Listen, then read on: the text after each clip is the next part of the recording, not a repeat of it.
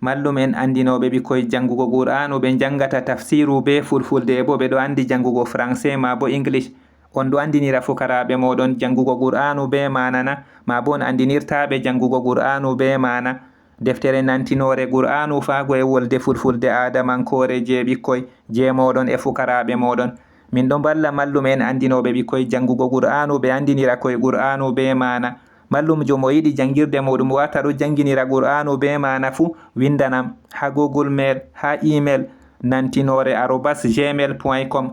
nantinore man no windirte NANTINOORE ma bo ha email nantinore@gmail.com. nantinore man no windirte NANTINOORE ma bo ha Facebook mema alama ɗaɓɓutugo winda nantinore, ma bo ha Telegram mema alama ɗaɓɓutugo winda nantinore. Audio mare wurtoto tongode nde sonotirta be am gal Telegram ɗo ha les suraji man. Ɓingel ngel jangata l'école ma bo school ngel ɗo mari téléphone Android fu hollan on non yerbirta biol ha Facebook ma bo ha Telegram ma bo ha Google Mail ɗum koyɗum. E ha YouTube mema alama ɗaɓɓutugo winda nantinore. Suraji man ɗi fu ɗi mburtoto ɗi ɗo tokkotiri ha nokkure wore. Suɓangol yiɗi heɗito kala surawol fu yoga fayidaji gonɗi ha muɗum ɗo windi ha les audio muɗum. E non laabi ɗi conotirta fago e am. To ɗum saro on ɗo heɗito bo ande Allah waylata ko woni ha yimɓe ha ɓe ngayla ko woni ha nafsuji maɓɓe. Allah jippininde alqur'anure ngam manaji mare taskite e hutinire. Njare ɓikkoy moɗon ha mallumen ɓe janginirta qur'anu nde fu be mana be deftere nantinore qur'anu fago e wolde fulfulde adamankore je ɓikkoy.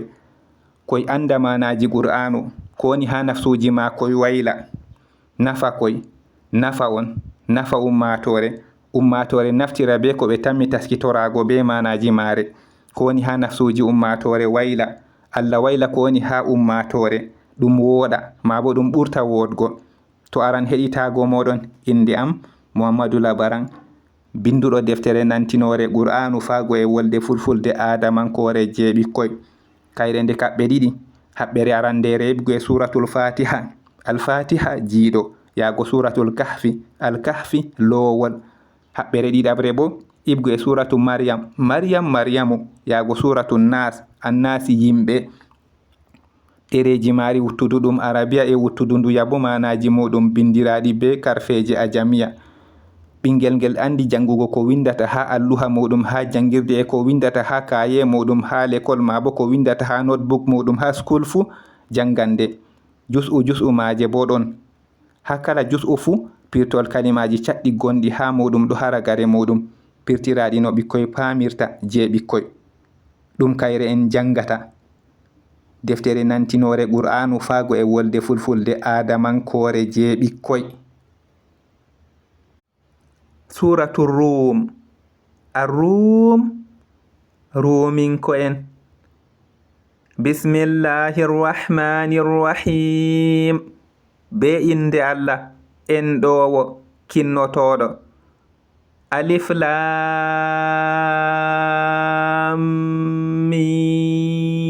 Mim. Alifi lamu mimarra. Ghulibatir Rum. Rumin ko en jalama fi adnal ardi wa hum min ba'di ghalabihim sayaghlibun.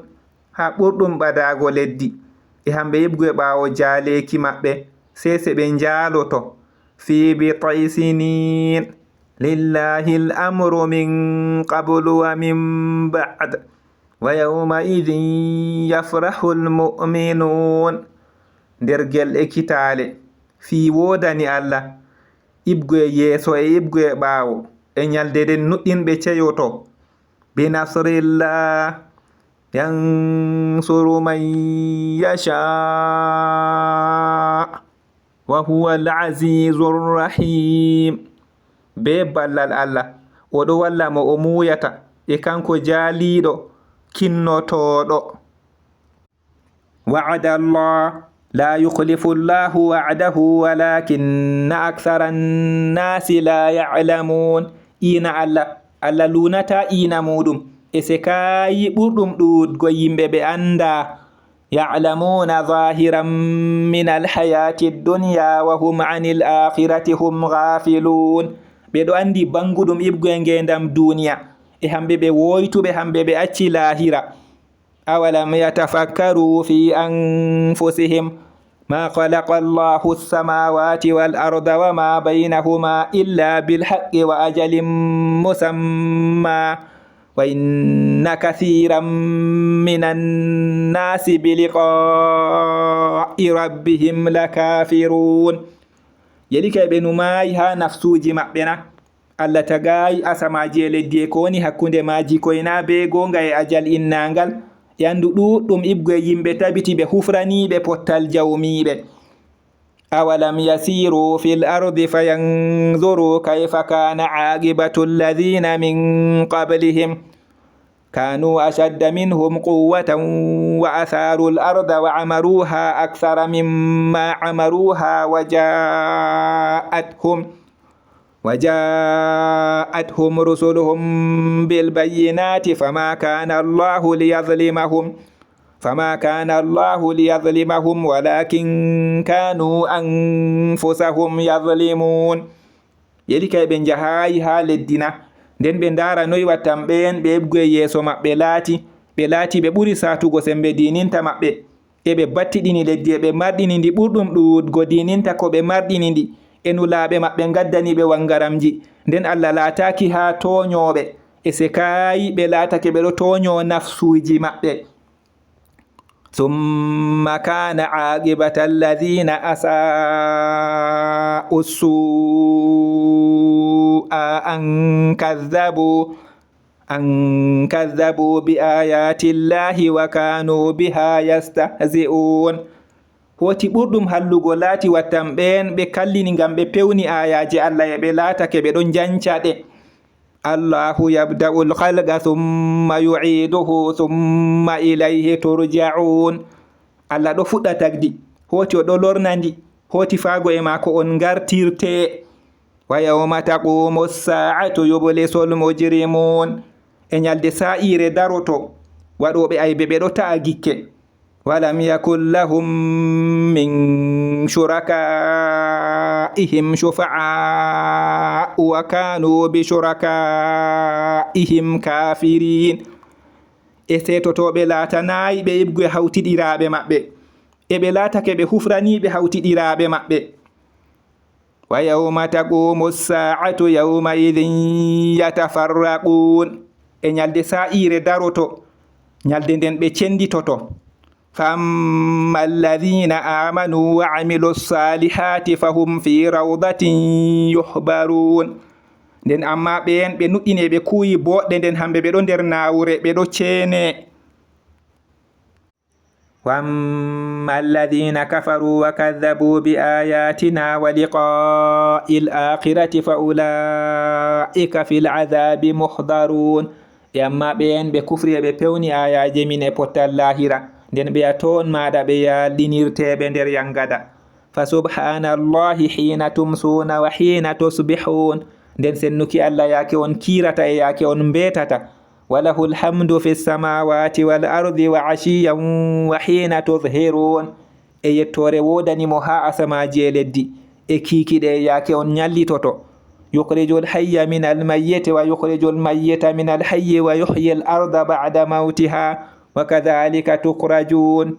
oɗo wurtina geetum ibgoye baɗɗum e oɗo wurtina baɗɗum ibgoye geetum e oɗo yeɗitina leddi ɓawo watuki maari e banani maɗa on burtinirte. wa min ayatihi an khalaqakum min turabin thumma idha antum basharun tantashirun. ibgoye ayaje mako no takri on ibgoye mbulmbuldi hoti ɗon ni ono noon ɓiɓɓe adama on ɗo cankito. wa min ayatihi an khalaqa lakum min anfusikum azwajan litaskunu ilayha wa ja'ala baynakum mawaddatan wa rahma inna fi dhalika la ayatin liqaumin yatafakkarun. ebgoye ayaje mako no tagani on teriɗɗiraɓe ebgoye nafsuji moɗon ngam on deƴƴita faago e maɓɓe e waɗi yiide hakkunde moɗon e hinnaye. Andu ha bolwa ɗum tabiti ayaje wonango yimɓe ɓe numata. wa min ayatihi khalqu samawati wal ardi wa ikhtilafu alsinatikum wa alwanikum inna fi dhalika la ayatin lil alimin. ebgoye ayaje mako taguki asamaji e leddi e lurugo ɗemɗe moɗon e none moɗon. andu ha bolwa ɗum tabiti ayaje wonango anduɓe. wa min ayatihi manamukum billayli wannahari wabtigaukum min fadli inna fi dhalika la ayatin liqaumin yasma'un. ebgoye ayaje mako ɗanaki moɗon jemma e ñaloma e ɗaɓɓutuki moɗon ibgoye moƴƴere mako. andu ha bolwa ɗum tabiti ayaje wonango yimɓe ɓe nanata. wa min ayatihi yurikumul barqa khawfan wa tama'an wa yunazzilu minas samaa'i ma'an fayuhyi bihil arda ba'da mawtiha inna fi dhalika la ayatin liqaumin ya'qilun. ebgoye ayaje mako ɗo yina on maƴƴere kulol e tammude e oɗo jippina ndiyam ibgoye asama nden o yeɗitira leddi be majam ɓawo watuki maari. andu ha bolwa ɗum tabiti ayaje wonango yimɓe ɓe kakkilta. wa min ayatihi an taquma as-samaa'u wal ardu bi amri thumma idha da'akum da'watan min al ardi idha antum takhrujun. ebgoye ayaje mako no asama e leddi daroro be umrore mako hoti nde tawe o noddi on noddandu ibgoye leddi ɗon ni onon on ɗon burto. walahu man fi samawati wal ardi kullun lahu qanitun. e wonɓe ha asamaji e leddi ɓe godanimo kala ɓe yefuɓe daraniɓe mo. wa huwa alladhi yabda'u al-khalqa thumma yu'iduhu wa huwa ahwanu alayhi walahu al-mathalu al-a'la fi samawati wal ardi wa huwa al-azizu al-hakim. e kanko on mo fuɗɗata tagdi hoti o lornandi e kanjum ɓuri hoyugo ha maako. e misalu ngu ɓuri ɓangago ha asamaji e leddi ngu wodanimo e kanko jaaliɗo gonijo. daraba lakum mathalan min anfusikum hal lakum mimma malakat aymanukum min shuraka fima razaqnakum فأنتم فيه سواء تخافونهم كخيفتكم أنفسكم كذلك نفصل الآيات لقوم يعقلون. وداني on misalu ibgoye nafsuji moɗon yelika ibgoye hawtidiraɓe godani on na ibgoye ko ñaame moɗon mari ha komin diski on nden onon on fotoɓe ha majum on ɗo kulaɓe ba huɗuki moɗon nafsuji moɗon. bana ni maɗa min pettitata ayaje wonango yimɓe ɓe kakkilta. bal ittaba'a alladhina zalamu ahwa'ahum bighayri ilm faman yahdi man adalla Allahu wa ma lahum min nasirin. accu ɓen ɓe toñi tokkiri giɗaɗi maɓɓe be tana andal nden mo handitata mo Allah majjini ebgoye walloɓe ngalanaɓe. faqim wajhaka lid-dini hanifa fitrata Allahi allati fatara an-nasa 'alayha la tabdila li khalqillah dhalika ad-dinu al-qayyim walakinna akthara an-nasi la ya'lamun. nden ɓoosu yeeso maɗa faago e diina a miiliɗo peergo Allah ngongo o ferni yimɓe dow muɗum wattutuki wala na tagdi Allah bolwa ɗum diina ɓoocika e se kay ɓurɗum ɗuɗgo yimɓe ɓe anda. munibina ilayhi wattaquhu wa aqimu salata wala takunu minal mushrikin. wartoɓe faago e maako e kulemo e ɓooce julde e ta laate ibgoye hawtanoɓe. min alladhina farraqu dinahum wa kanu shi'an kullu hizbin bima ladayhim farihun. ibgoye ɓen ɓe cenditi diina maɓɓe e ɓe laati geɓe kala mofre fuu ɓe seyoriɓe be ko woni haro maɓɓe. wa idha massan nasa durrun da'u rabbahum munibina ilayhi thumma idha adhaqahum minhu rahmatan idha fariqum idha fariqum minhum birabbihim yushrikun. Ende tawe to ramemi yimbe be noddi jawmibe be wartube faago e maako, hoti nde tawe o metni be hinnay ibgu e maako, donni yebre ibgu e mabbe be do kawtana jawmibe. liyakfuru bima atainahum fatamatta'u fasawfa ta'lamun. yo be kufrano ko min dokki be nden beltine nden sese on andan.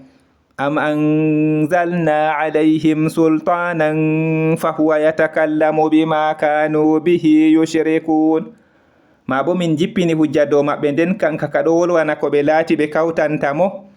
wa idha adhaqna nnasa rahmatan farihu biha wa in tusibhum sayyi'atun bima qaddamat aydihim idha hum yaqnatun.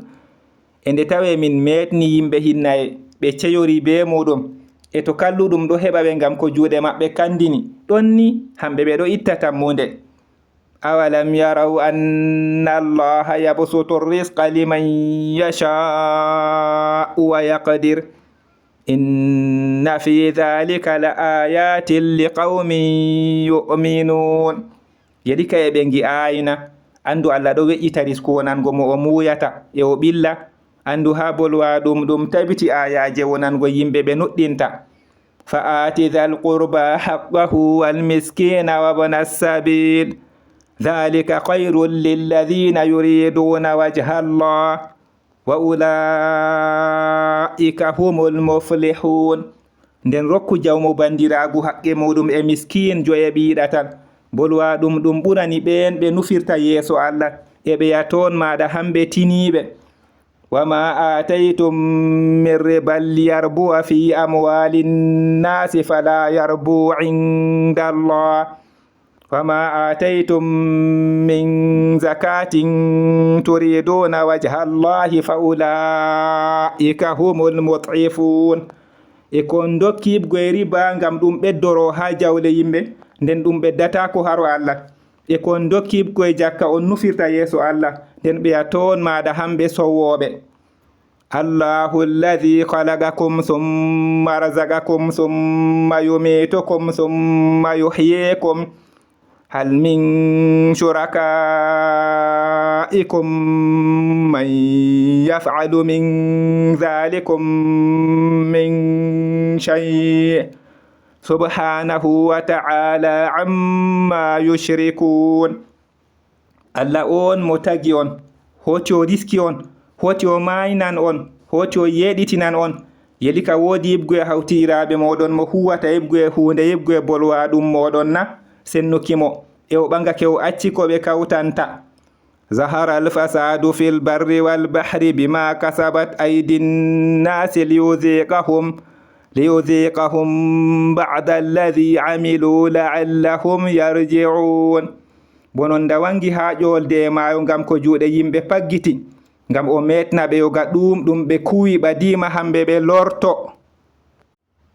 qul siru fil ardi fanzuru kayfa kana aqibatu alladhina min qabl kana aktharuhum mushrikin. wi'u njahe ha leddi nden ndaare noy wattan ɓen ɓe heɓgoye yeeso laati ɓurɗum ɗuɗgo maɓɓe laati hawtanoɓe. faqim wajhaka liddinil qayyimi min qabli an ya'tiya yawmun la maradda lahu min Allah yawmaidhin yasadda'un. nden ɓoosu yeeso maɗa faago e diina ɓooci ka heɓgoye yeeso no nyalde nde so'itorde wala nande ibgoye Allah nde wara nyalde nden ɓe cenditoto. man kafara fa alayhi kufruhu wa man amila salihan fali anfusihim yamhadun. mo hufri nden hufraki muɗum dow muɗum e mo huwi bodngal nden nafsuji maɓɓe ɓe beƴƴitanta.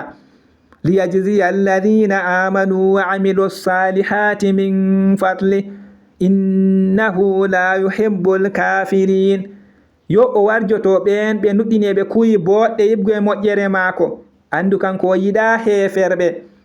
wa min ayatihi an yursila ar-riyaha mubashiratin waliyudhiqakum min rahmatihi walitajriya al-fulku bi amrihi walitabtaghu min fadlihi wa la'allakum tashkurun. ebgoye ayaje maako no o yoftake ni ceenoji e ngam o metna on yibgu hinna e maako e ngam komboje doggira be umrore maako e ngam on dabbita yibgu moƴƴere maako e badima on getta. ولقد أرسلنا من قبلك رسلا إلى قومهم فجاءوهم بالبينات فانتقمنا من الذين أجرموا وكان حقا علينا نصر المؤمنين. e tabiti haqiqa min nulinu laaɓe faago e yimɓe maɓɓe yibgu e yeeso maɗa nden ɓe gaddani ɓe wangaramji nden min mbaati yibgu e ɓen ɓe gaɗi aybe e walluki nuɗɗinɓe ɗum laatake kan ɗum domin. allahu alladi yursilu riyaha fatuthiru sahaban fayabsutuhu fi samai kayfa yashau wa yaj'aluhu kisafan fatara alwadqa yakhruju min khilali فإذا أصاب به من يشاء من عباده إذا هم يستبشرون. Allah on mo yoftata keni nden ɗi dunyina duule nden o we'itira ɗum ha asama no o muyata e waɗa ɗum geɓe nden ayiya to bo ɗo wurto yibgu e caka majum nden nde tawe o wapiri ɗum mo o muyata yibgu e jeyaɓe maako ɗon ni hamɓe ɓe ɗo cecetira. وإن كانوا من قبل أن ينزل عليهم من قبله لمبلسين. eno ɓe laati yibgu e yeeso no ngo jippine dow maɓɓe yibgu e yeeso majum tabiti ɓe tawɓe gikke. fanzur ila athari rahmatillahi kayfa yuhyi al-arda ba'da mawtiha inna dhalika la muhyil mauta wa huwa ala kulli shay'in qadir. nden raaru faago e batteji hinna e Allah noy o yeɗitinirta leddi ɓaawo watuki maari andu o yaton maɗa tabiti o geɗitinowo maayiɓe e kanko o timma baawɗejo dow kala hunde fuu. wala in arsalna rihan fara'awhu musfarran la dhallu min ba'dihi yakfurun. e tabiti to min jofti hendu nden ɓe ngindu ndu o ɗinoru da ɓe dogake ɓe ɗo kufro ibgu e ɓaawo maaru. fa innaka la tusmi'u al-mauta wa la tusmi'u as-summa ad-du'a idha wallaw mudbirin. nden andu an anannata maayiɓe e anannata fahuɗuɓe noddandu nde tawe ɓe pirlitake ɓe tottotoɓe. wama anta bihadi al-umyi an dalalatihim in tusmi'u illa man yu'minu bi ayatina fahum muslimun. ena an akandito wumɓe accina majjere maɓɓe wala mo anannata koyna mo nuɗɗinta ayaje min nden hamɓe ɓe ɗootiɓe. allahu alladhi khalaqakum min da'fin thumma ja'ala min ba'di da'fin quwwatan ثم جعل من بعد قوة ضعفا وشيبة يخلق ما يشاء وهو العليم القدير. Allah on mo tagi on yibgu e tampudum hoti o waɗi yibgu e ɓaawo tampuki sembuɗuki hoti o waɗi yibgu e ɓaawo sembuɗuki tampuki e danandol oɗo taga ko o muyata e kanko anduduɗo timma baawɗejo.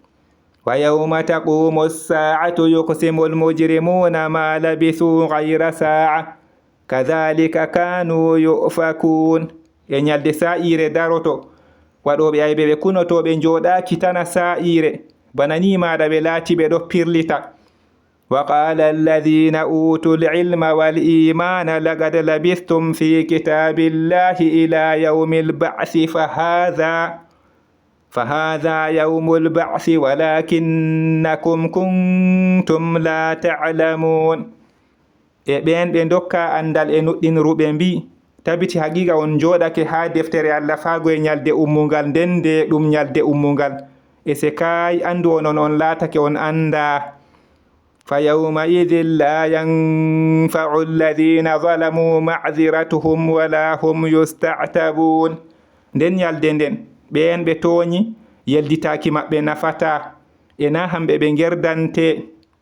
walaqad darabna linnasi fi hadha alqur'ani min kulli mathal ولئن جئتهم بآية ليقولن الذين كفروا إن أنتم إلا مبطلون e tabiti haqiqa min piyani yimbe hande alqur'anu reebgo e kala bandol fu e tabiti to a waddani be aya tabiti ben be kufri be mbi'an wala onon koyna on wonnobe kadhalika yatba'u Allahu ala qulubi alladhina la ya'lamun banani maada Allah takkirta do berde ben be anda fasbir inna wa'da Allahi haqq wala yastakhifannaka alladhina la yuqinun nden muyu andu ina Allah gonga e ta ben be jakkiginta be bilkidine